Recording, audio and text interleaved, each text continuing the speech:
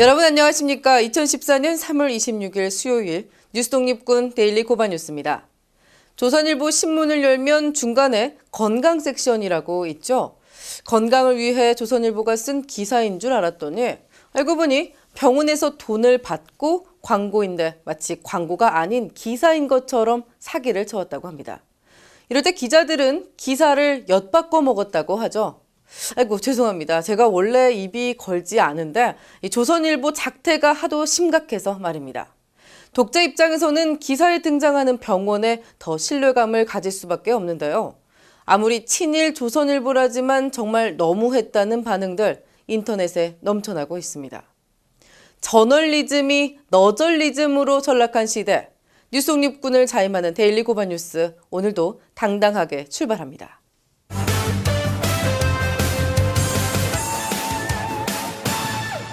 가족을 잃은 이들의 슬픔, 어찌 다 말로 표현할 수 있을까요? 더구나 국가에 의해 가족을 잃었다면 더할 나위가 없겠죠. 과거사 진상규명을 위한 활동들이 그동안 진행되긴 했지만 후속 조치가 이루어지지 않아 문제랍니다. 작년에 여야가 과거사법을 발의했는데도 이 안전행정위가 이를 지연시키고 있다고 합니다. 과거사 국회 특별법에 조속한 제정을 촉구하는 유족들이 모였습니다.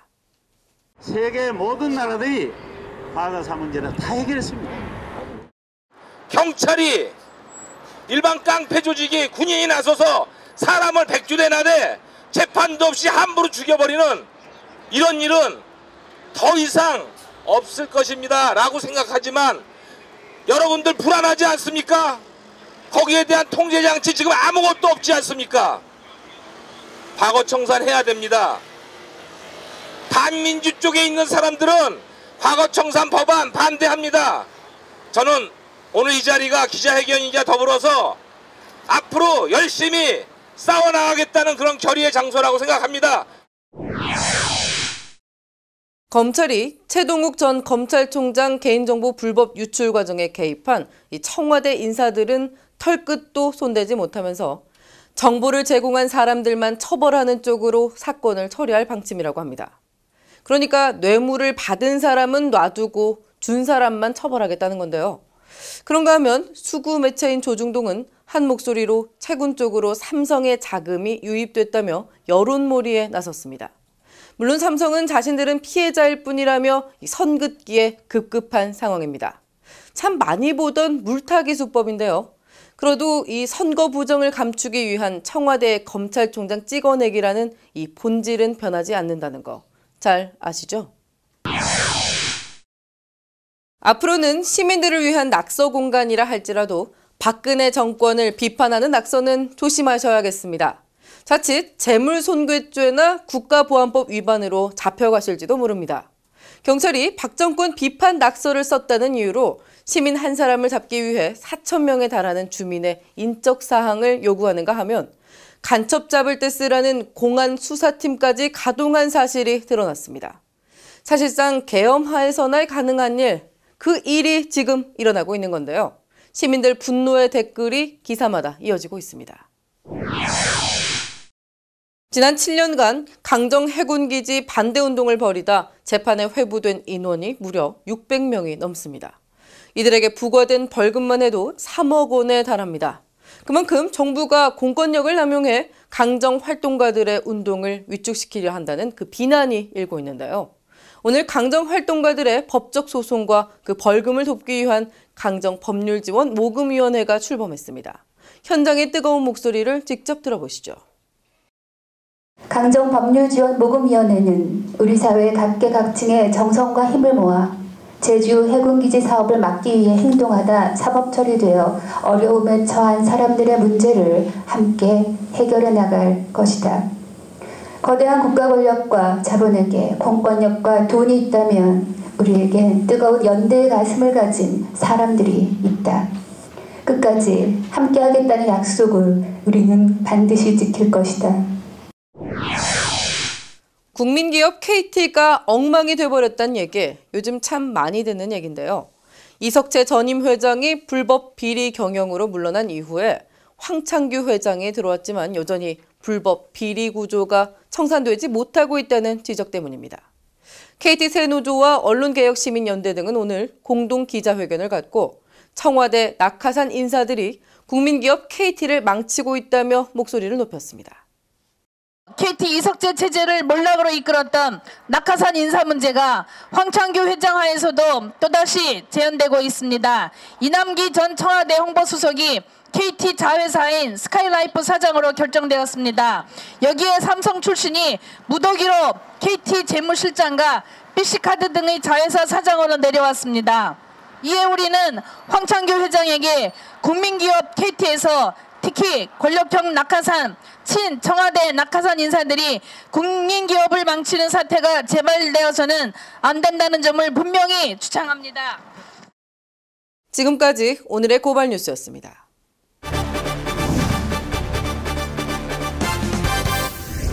나는 고발한다. 한 번쯤 들어보신 책 제목이죠.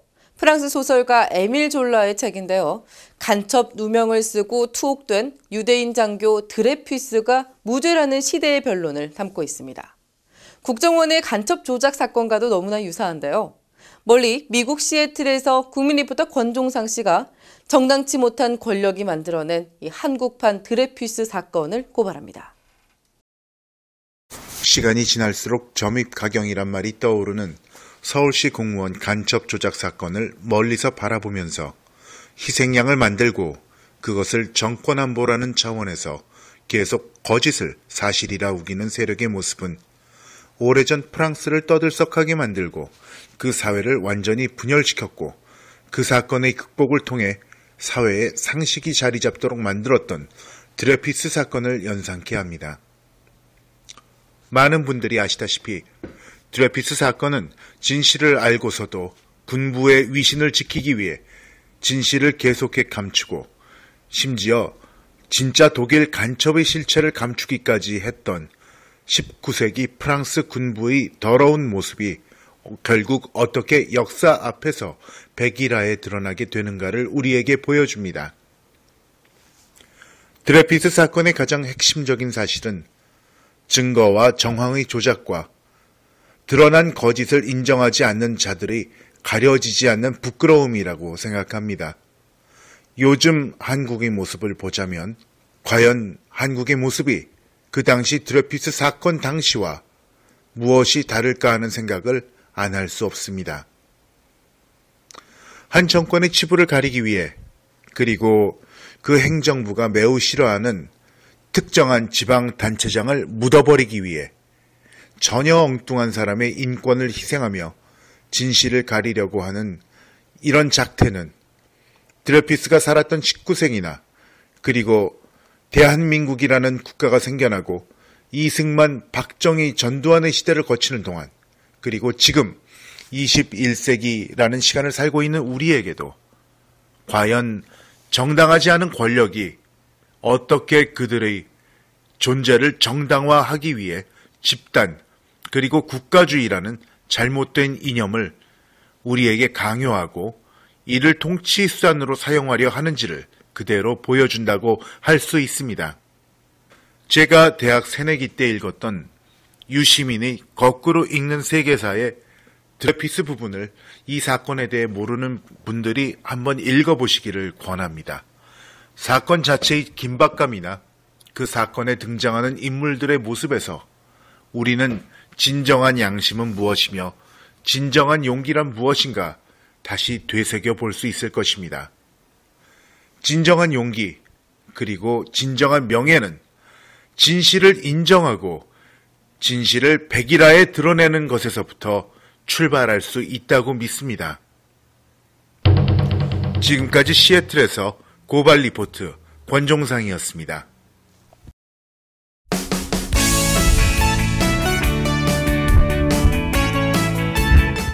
네, 여러분 안녕하세요. 고발뉴스 안방마님 세케녀 곽현아입니다. 오늘 오프닝은요, 기사를 하나 읽어드리겠습니다. 자, 1995년 7월 25일 한겨레 신문 기사입니다. 객가 자갈밭이 드러나자 소라도 어청계장 박길정 씨는 기름에 젖은 새끼 바지락을 보여주며 우리 마을 사람들 목숨줄이 이 모양이 돼버렸다며 울먹거리듯 내뱉었다. 주민들은 호유해운과 방제업체들의 한심한 작태에 분노를 느껴야 했다. 네, 1995년 전남 여수에 자초된 시프린소 기름 유출 사고 기사입니다. 자, 그런데요, 최근에 또 같은 이 사고가 여수에서 발생됐죠. 정말 안타깝습니다. 그래서 오늘 모셨습니다. 네, 노동환경건강연구소의 김원 팀장님이십니다. 안녕하세요. 네, 반갑습니다. 네, 반갑습니다. 자, 노동환경건강연구소. 저도 좀 처음 들어보는데 이건 또 어떤 기관인가요? 예, 이제 역사가 좀 오래된 기관인데요. 네. 과거에 80년대에 원진레이언 사건 있었지 않습니까? 네네. 원진레이언에서 CS2라는 유기용제 중독으로 단일 사업장에서는 정말 거의 유례를 찾아볼 수 없을 정도로 네. 약 1000명 정도의 직업병 환자가 발생을 했고요. 그 직업병 환자들이 직업병을 인정받기 위해서 정부랑 굉장히 오랜 기간 싸우셨고, 사회활동을 여러 이제 사회단체들이 같이 결합을 하면서 나중에 그게 이제 그 문제를 해결하기 위한 모임이 결정이 됐습니다. 네. 그래서 정부와 이렇게 오랜 기간 싸우다가 결국은 보상 문제가 좀 해결이 일정 부분 됐고요. 그래서 그것 이후에 이제 재단이 만들어졌습니다. 원진 직업병 네. 관리 재단이라는 걸 만들어졌고, 네. 그것을 배경으로 해서 연구소가 생겨나게 됐습니다. 아, 그렇군요. 어떻게 본다면 요즘 굉장히 이런 노동 환경에 대한 관심들이 많고, 네네. 또 최근엔 또 이 삼성 백혈병 문제 때문에 영화도 만들어지고, 네네. 이렇게 좀 초미의 관심인데 또 굉장히 또 중요한 역할을 해주시는 네네. 곳이었군요. 제가 또 잘 모르고 이런 질문을 드렸습니다. 죄송합니다. 자, 그러면요, 저희가 본격적으로 이 여수 기름 유출 사태 이 지금 어떻게 진행이 되고 있는지 저희가 한번 사실에서 낱낱이 한번 밝혀보도록 하겠습니다. 네. 첫 번째 사실은 여수 기름 유출, 거짓말이 사태 더 키웠다. 자, 참 정말 어이가 없습니다. 어떻게 본다면 여수 기름 유출 사고의 그 사건 축소, 은폐가 참 문제시 됐는데 처음에는 800리터가 유출이 됐다. 이렇게 보고가 됐다가 나중에는 16만 4천 리터가 그냥 샜다고. 야, 이거 너무나도 어마어마한 양 아닙니까? 자, 그런데 이 기업의 의도적인 축소 보고라고 좀 볼 수밖에 없을 것 같은데 이게 어제 오늘 일이 아니라고요? 어제 그제 기업들이 축소했는지는 제가 잘 모르겠지만 네. 이번 사건만큼은 확실하게 기업이 축소 은폐했다는 사실들이 경찰 조사에서 이미 드러났고요. 네. 초기에 800리터가 유출이 됐다라고 아마 기업에서 보고를 한 것 같고, 근데 현장 주민들이 이게 어떻게 800리터냐, 네. 이 정도로 오염돼서 범벅이 된 정도면 그거는 말이 안 된다. 네. 그래서 의구심이 많이 들었었는데 추후 더 조사가 돼서 아까 말씀하신 대로 16만 리터라고 정정 보도가 됐다가 네. 최근에 이제 경찰 발표를 보면 74만 리터로 확인이 됐고요. 네, 74만 리터요? 그러면 이제 비유하자면 800리터에 비하면 900배가 넘는 거죠. 그래서 만약 800리터하고 74만 리터는 엄청난 차이지 않습니까? 네. 그래서 아마 초기에 이 74만 리터 정도가 유출이 됐다라는 보고가 아마 됐으면 좀 더 적극적으로 좀 안전하게 방지할 수 있는 노력들이 조금 더 집중되지 않았을까라는 생각이 들고요. 네. 그래서 초기에 제대로 보고하는 것이 얼마나 중요한 건지 그거를 보여주는 단적인 사례가 될 것 같습니다. 아니, 그런데 사실 제가 또 오프닝 때 그 1995년도에 이 사실은 이 또 이런 똑같은 유출 사태가 일어났지 않습니까? 자, 그런데 그때 당시에도 주민 대피는 뭐커녕이고 초기 방제 작업도 제대로 이루어지지 않았다라고 하는데, 그러면은 이 매뉴얼의 부재가 문제였다. 이 그 당시에 좀 문제가 됐으면은 지금 다시 이런 사고가 만약에 발생이 됐다면 좀 초기에 적극적으로 대응할 수 있는 그런 좀 행동들이 나와야 되는 건데, 이거 왜 초기 대응이 자꾸 실패하는 걸까요? 초기 대응이 실패하는 원인을 따지기는 좀 지금 상황에서는 좀 어려운데, 네. 이 해양 사고가 빈번히 일어나지 않는 것도 좀 있고요. 네. 그다음에 아마 이 복구 작업에 이 정력을 탕진하는 바람에 매뉴얼 개발에 조금 소홀히 하지 않았나라는 생각이 좀 드는데요. 네. 근데 이게 좀 다른 이야기일 수도 있지만 작년에 삼성동에서 헬기가 이게 충돌한 사고가 있었지 않습니까? 네네. 그 사고가 발생하고 나서 주민들 안전하게 대피시켰잖아요. 그때 뭐 아주 인류 호텔에 뭐 네, 묵게 하고 뭐 추후에 그냥 아주 그렇죠. 잘 했더라고요. 네. 바로 이제 인류 호텔에 네. 구청에서 직접 마련해가지고 인류 호텔에 묵게 했고, 그 LG 산전인가요? 전기인가요? 거기서 이제 비용 다 지불했고, 아직까지 거기 계시고 있다는 보도도 제가 본 것 같고요. 아, 네. 그리고 주민들이 지금 대치하고 있는 것 중에 하나는 안전성의 문제, 그다음에 뭐 주민 정신 피해를 포함한 여러 가지 피해에 대해서 이제 어떻게 서로 피해를 합의할 거냐 이 문제에 대해서 아직까지 고민하고 계시다고 하는데, 그 사건하고 지금 사건하고 이렇게 매치시켜 보면 여기는 사고가 나자마자 주민들이 바로 방제 작업 들어갔거든요. 네. 그러니까 대피를 고려한다는 것 자체를 생각하지 못했던 것 같고, 네. 바로 방제 작업에 투입하면서 주민들이 굉장히 극심한 건강 증상들을 경험을 했고요. 네. 그리고 저희 아파트에서는 내가 지금 들어가서 살아도 되냐라는 안전 진단에 대한 요구를 굉장히 많이 하시잖아요. 네. 주민들도 마찬가지로 내가 여기서 지금 안전하게 일을 해도 되느냐, 네. 이제는 안전하게 살아도 되느냐라는 이런 종합적인 좀 평가가 있어야 되지 않겠냐라는 생각이 좀 들어요. 그게 네. 매뉴얼 안에 있다면, 만약에 매뉴얼 안에 들어있다면 초기에 일단 사고가 나면 주민들을 안전한 곳으로 일단 대피시키고, 이미 네. 주민들이 굉장히 극심한 옥동에 빠져 있었기 때문에 네. 안전한 곳으로 대피시키고, 그다음에 초기 방제가 중요하기 때문에 안전하게 일할 수 있는 조건이 갖춰져 있는 전문 인력들을 동원을 해서 일단 초기 대응을 열심히 잘 하고, 네. 그다음에 사태가 진정되는 것을 좀 봐서 이제는 여러 사람이 조금 안전한 보호 장구를 하고 일을 해도 안전하겠다라고 판단이 들면 자원봉사자를 포함해서 여러 사람의 도움을 얻어서 빨리빨리 복구 작업을 이루어질 수 있도록 조치를 취하고, 그리고 계속 모니터링을 하면서 이제 주민들이 돌아와도 되겠다 네. 판단이 되면 그때 이제 주민들이 되돌아올 수 있게 조치를 하는 이런 순서들을 밟아갈 수 있는 좀 매뉴얼이 필요하지 않았을까 이런 생각이 좀 듭니다. 아, 참, 뭐, 이런 해양 사고가 좀 자주 일어나는 사고는 물론 아닙니다만 중요한 건 한 번 일어나면 그 피해가 너무나도 어마어마하기 때문에 이 사전에 예방하는 것이 참 중요하다는 생각이 들거든요. 참 그렇다고 봤을 때 추후에 사건이 일어난 후에도 그 대응하는 그 모습들을 보니까 국가나 뭐 정부나 아니면 어떤 이런 그 관련 기관에서 좀 미미하다, 좀 늦다. 항상 또 그런 것만은 아니네요. 어떻게 본다면 LG 헬기 사고만 보더라도 네, 그렇죠. 참 이렇게 왜 사건에 따라서 이렇게 다른 대응을 하는지 참 이거 좀 우리가 좀 의아하게 생각해야 되지 않을까 이런 부분일까 생각하는데, 자 그러면요 지금은 방제 작업이 어느 정도 지금 이루어졌나요? 네. 저희가 2월 5일 날 현장 조사를 한번 갔었거든요. 그 당시에도 자원봉사자들 포함해서 많은 분들이 이렇게 열심히 방제 작업을 하고 계셔서 표면적으로는 대략 한 80% 정도는 복구가 됐다라고 말씀하시더라고요. 네.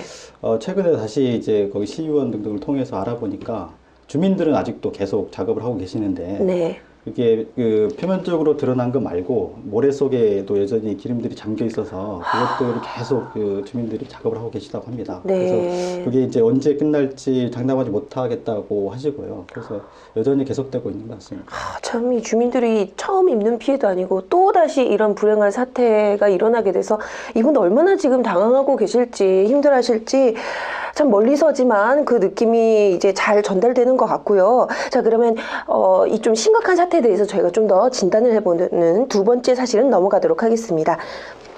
두 번째 사실은 여수 피해 주민들 소리 없는 살인자에 당했다.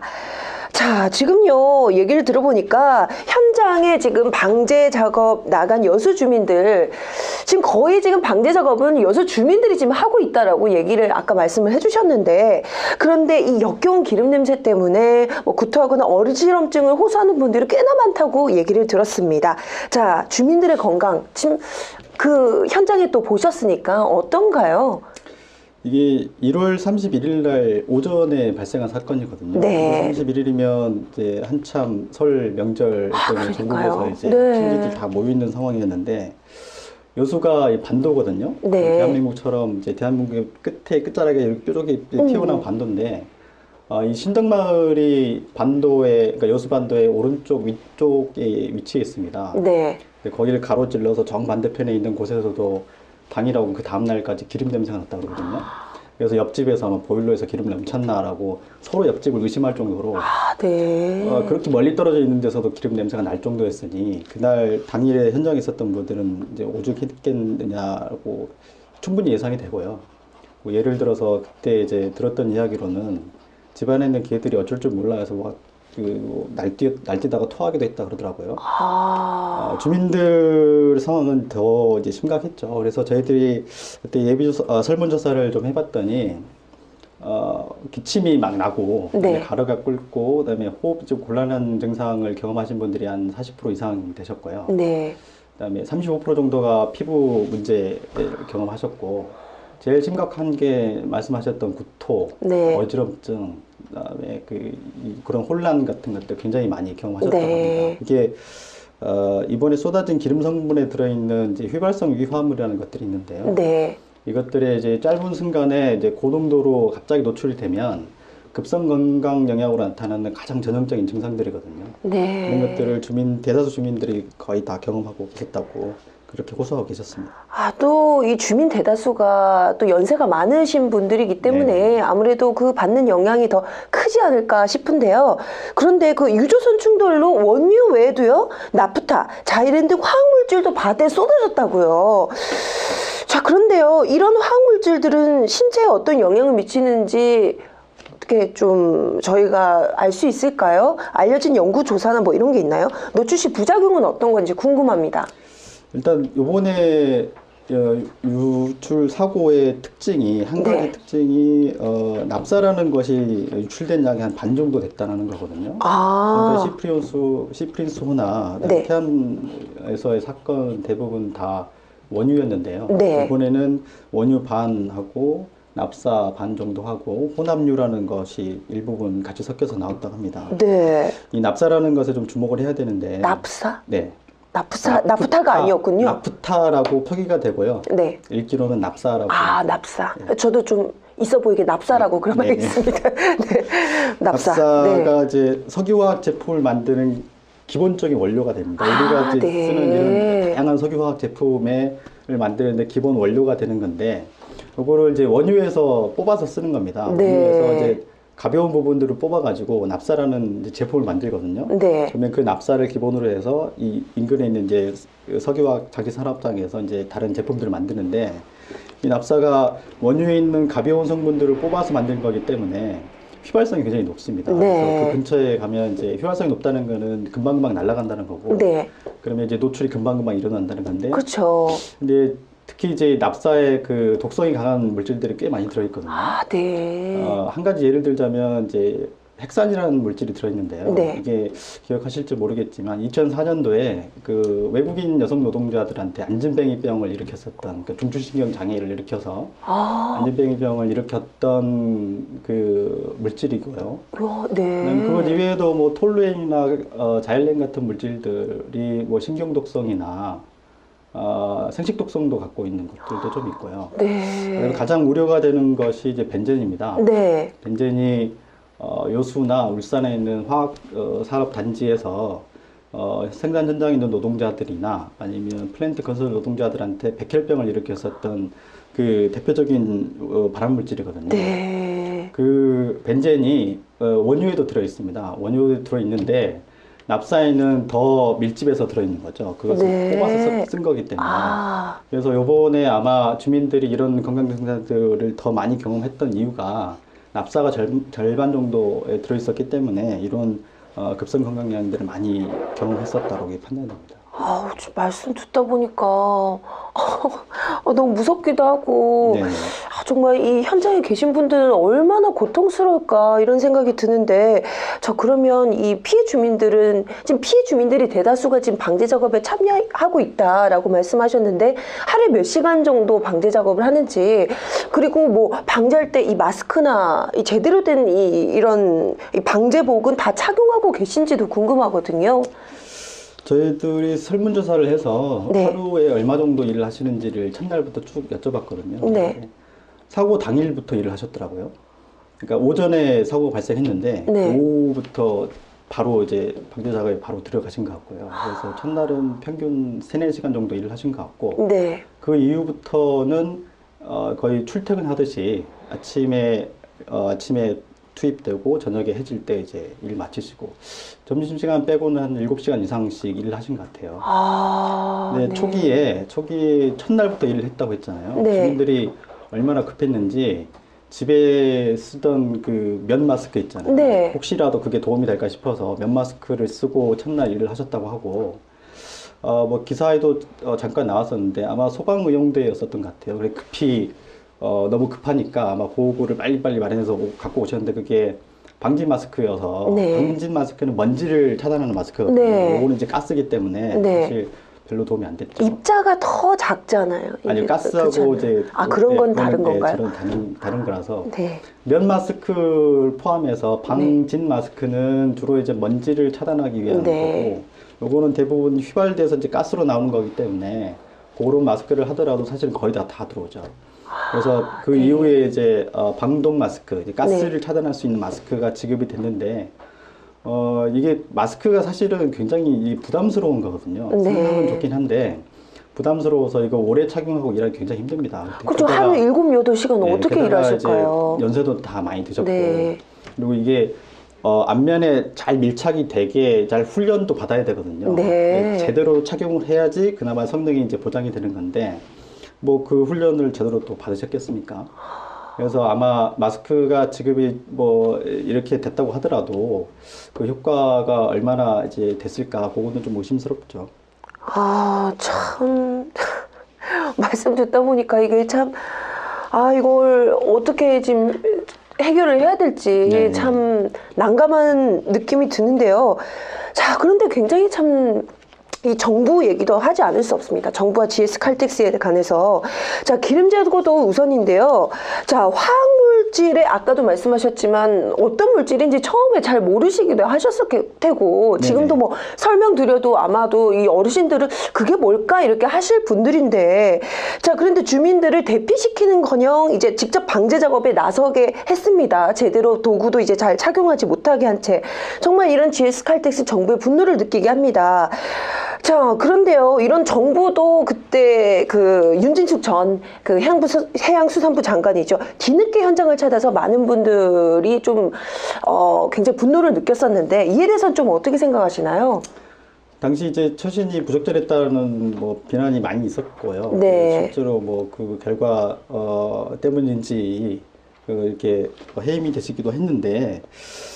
그때 당시 이제 요런 이제 이야기들이 많이 이제 비난이 들끓었을 때 그 동시에 인터넷에서 이제 뜨겁게 회자가 됐던 동영상이 하나 있거든요. 네. 혹시 보셨는지 모르겠는데 노무현 대통령께서 태안 기름 사고가 났을 때 현장에 급히 이제 방문하셔서 피해 주민들 위로하고 그다음에 관계부처 장관들이 모여서 이제 대책회의에 대한 이제 그 계획을 발표하는 자리가 있었는데 네. 아마 돌발 영상이었다고 기억하고요. 네. 그래서 아마 공개된 자리였기 때문에 아마 화를 못 내시고 네. 아마 공개되지 않은 자리였으면 호통을 치시지 않았을까 싶은 이제 분위기인데 그 이제 핵심적인 말씀은 지금 이렇게 주민들이 피해를 받고 있는 현장에서 네. 당장 필요한 것은 지금 자꾸 뭐 기후 조건이 좋지 않아서 긴급하게 대응하기 어렵다는 이야기가 할 것이 아니라 우리가 갖고 있는 모든 지식과 우리가 갖고 있는 모든 경험 그리고 재원을 총동원해서 긴급히 현장이 더 이상 심각해지지 않도록 막고 예방하는 것이 그것이 첫 번째가 아니냐. 이제는 국민들이 용서하지 않을 것이다 라는 말씀으로 이제 마무리를 짓는 그 동영상이 한번 회자가 됐었거든요. 네. 아마 주민들이나 그 사건을 지켜보고 있었던 국민들이 원하는 자세는 아마 그런 것이 아니었을까. 네. 지금 심각한 사태로 이미 확인이 되고 있는 상황에서 누구누구 잘못을 따지고 그런 것이 아니라 긴급하게 빨리빨리 피해를 복구시킬 수 있는 우리 모든 재원을 총동원해서 주민들 위로하고 현장을 복구해야 된다는 제일 원칙을 세우고 이를 임하는 자세, 그런 자세들이 보여졌을 때 이거 진심으로 이 재난을 복구하려고 하는 진심이 보이는구나 라고 네. 동의를 해주지 않았을까 싶거든요. 그럼요. 그게 부족했기 때문에 아마 대다수 국민들이 좀 분노하지 않았나. 정말로 노무현 대통령 말씀처럼 네. 용서하지 않는 그런 상황이 됐었던 것 같습니다. 네, 그렇습니다. 좀 지금 아직까지도 1월 31일 사건이 발생한 지 지금 이제 몇 개월이 흘렀음에도 불구하고 아직 방제 작업 중이기도 하고요. 완성되지 않았다고 합니다. 자, 정부가 어서 빨리 이분들의 삶, 그리고 어떻게 보면 일터, 그리고 삶터까지 지금 이제 빼앗은 이 현장 재빨리 지금 빨리 복구될 수 있도록 힘써야 될 거고요. 자, 그렇다면 또 깊숙이 저희가 좀 본론으로 이제 또 치닫고 있는데 세 번째 사실은 들어가서 또 이 좀 심각한 문제가 하나 있더라고요. 여기에 관해서 얘기를 한번 나눠보도록 하겠습니다. 세 번째 사실은 화학물질 정보는 영업 비밀이 아니다. 네. 자, 그런데요. 최근에 이 화학물질 누출 사고라고 좀 이 사건도 같이 포함시켜야 되지 않을까 싶은데요. 최근에 이런 사건, 사고들이 빈번해졌다고 얘기를 들었습니다. 지난해 상반기에는 36건 이상이 발생했다고 하는데, 자, 36건 이상이나 발생했다고 하는 건 어떻게 보면 이 관리가 제대로 되고 있지 않다라는 이 증거가 아닐까요? 여기에 대해서 어떻게 생각하시나요? 36건이나 발생한 현장을 같이 보고 있기 때문에 저희가 그 심각성을 같이 공유해서 네. 이렇게 더 이제 위험해 보이는 면도 좀 있는 것 같고요. 네. 그다음에 그 뭐 신자유주의다 뭐다 해가지고 인력 구조 조정이 굉장히 많이 됐잖아요. 네. 노동 시간이 늘어났고 한 사람이 담당해야 될 역할들이 그 전에 비해서 굉장히 많이 늘었는데 그에 반해서 뭐 관리를 하거나 정비를 하거나 그런 이제 노력에 투입될 수 있는 그런 포션들이 많이 줄어서 사고가 상대적으로 많이 발생하고 있다라고 판단하시는 분들도 좀 있고요. 네네. 그래서 이런 것들이 같이 결합이 돼서 고미불산 사고 이후에 언론들이 집중적으로 작은 사고도 계속 이렇게 보도해주고, 네.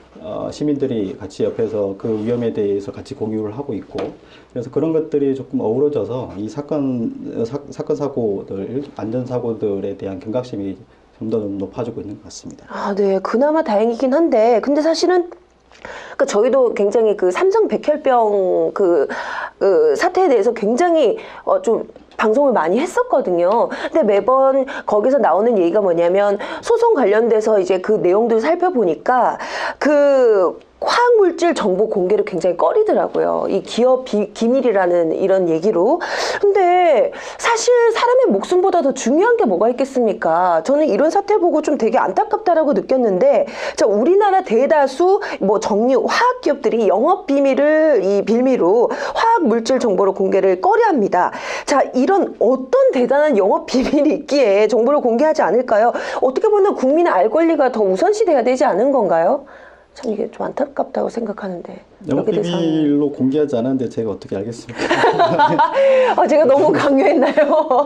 네, 영업비밀이라는 이유로 공개하지 않는 사실들이 지금 굉장히 많이 네. 예를 들어서 작년에 그 심상정 의원실에서 그 보고한 바에 공개하신 자료에 의하면 이제 환경부의 유해화학물질 관리법에 따라서 각 이제 기업체마다 이제 420여 종에 대한 화학물질에 대해서는 네. 매년 이제 자기 사업장에서 얼마나 밖으로 배출되고 있는지를 보고하도록 돼 있거든요. 네. 그러면 그것을 이제 정부가 이제 공시를 하고요.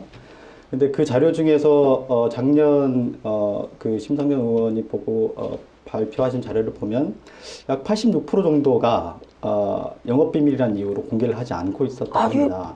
그러면 대기업으로 올라가면 92.5%였다고 하고요. 대부분이네요, 그러면. 네. 근데 그게 이 유해화학물질 관리법에 자료의 보호라는 항목이 있습니다. 그래서 네. 기업에서 이 기업 비밀을 이유로, 그러니까 이 영업 비밀을 이유로 비밀 보호 요청을 하게 되면 네. 그 이유가 합당하게 되면 자료를 공개하지 않아도 되도록 명시가 되어 있습니다. 법으로 그게 보장이 되군요. 네. 그래서 구태여 밝히지 않는 그런 측면도 좀 있어 보이고요.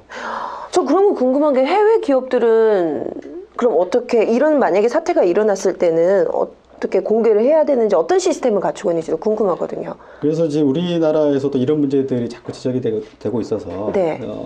이제 화학물질 관리법이라는 것으로 이제 전면 개정해서 아마 내년부터는 화학물질 관리법이라는 형태로 운영이 될 것 같습니다. 네. 이게 이제 외국에서 그 만들어진 법들을 많이 참고를 했다고 하고요. 네. 그리고 닮으려고 많이 노력을 했는데 여전히 좀 부족하다라고 판단이 되는 부분들이 좀 있긴 합니다. 네. 그 예를 들어서 우리나라는 이제 미국 제도로 굉장히 시스템을 많이 닮으려고 노력하잖아요. 네.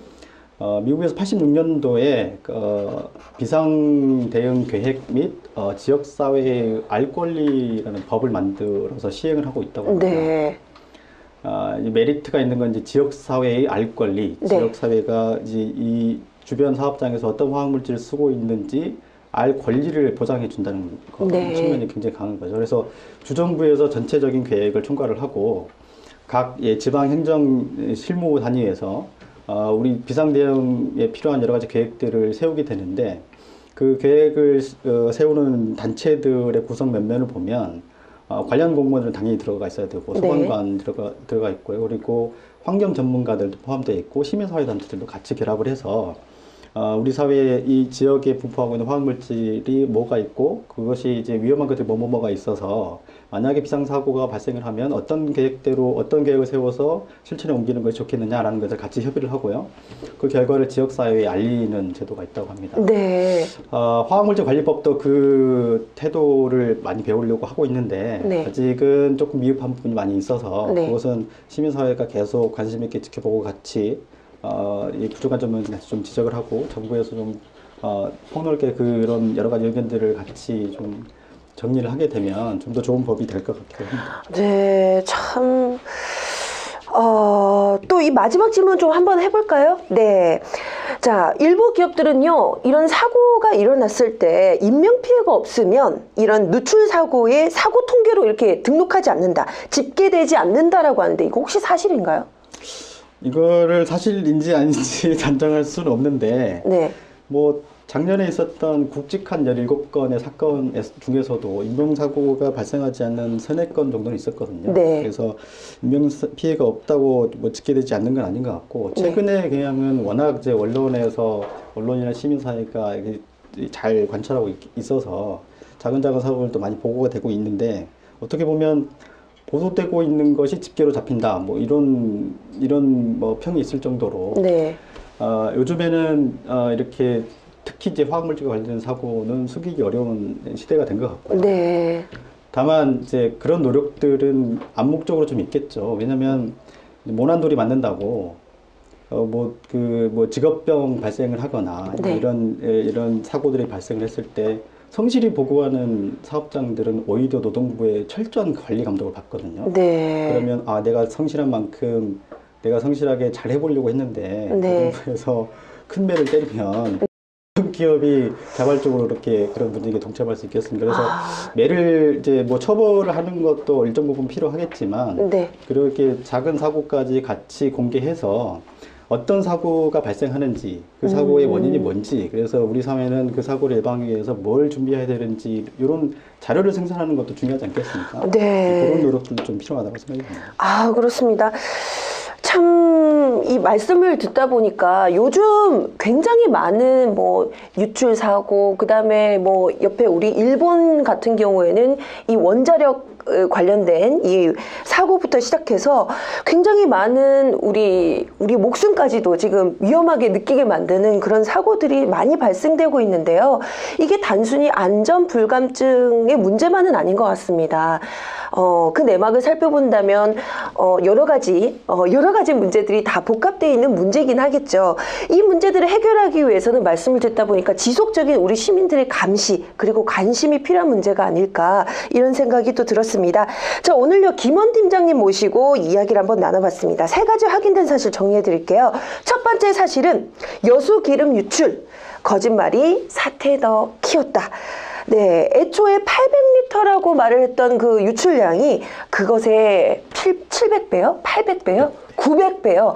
900배에 달하는 양이 유출됐다고 하니까 처음부터 솔직히 이 양이 유출된 양을 얘기했더라면 아마도 좀 더 초기 대응이 더 빠르지 않았을까라는 그런 안타까운 생각이 들었습니다. 자, 두 번째 사실은 여수 피해 주민들 소리 없는 살인자에 당했다. 자, 단순히 원유만 유출된 게 아니라 각종 위해한 이런 화학 물질들이 유출됐다고 합니다. 지금 방제 작업을 하고 있는 사람은 이 주민들이 대다수라고 하는데, 주민들은 지금 소리 없는 살인자에 당했다라고 할 만큼 굉장히 극심한 고통에 당하고 있다고 합니다. 세 번째 사실은 화학물질 정보는 영업 비밀이 아니다.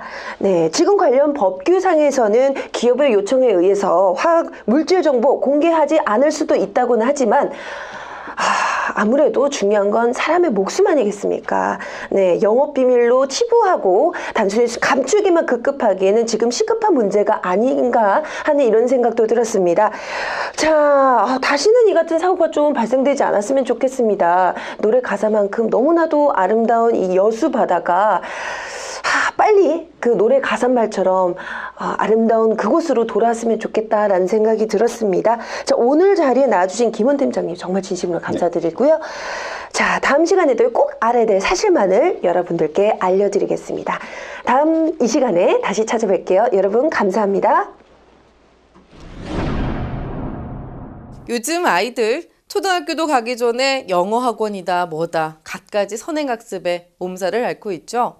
고달픈 우리 아이들 그리고 부모님들 잠시 웃으시라고 골라봤습니다. 혹시 애니메이션 꼬마버스 타요 아시나요? 바로 이 캐릭터인데요. 저도 조카 때문에 알게 됐는데요. 이 애니메이션 속 꼬마버스 타요가 만화가 아니라 실제 운행하는 버스가 됐다고 합니다. 서울시가 오늘 대중교통의 날을 맞아 한 달 동안 운행을 한다고 하는데요. 아이들 데리고 한번 타보시면 어떨까요?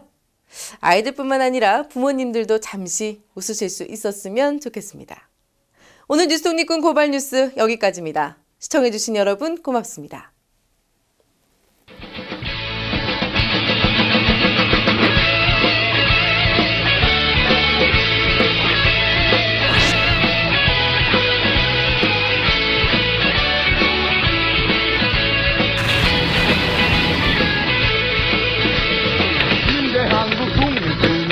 용사야 조국의 부르심은 네가 아느냐. MBC 본사에 계셨을 때는 그 장비 때문에 이렇게 속썩이실 일이 없었겠죠. 또 위원장한테 전화를 받으셔도 되는데 수사에 방해하셨다고 생각하지 않고요?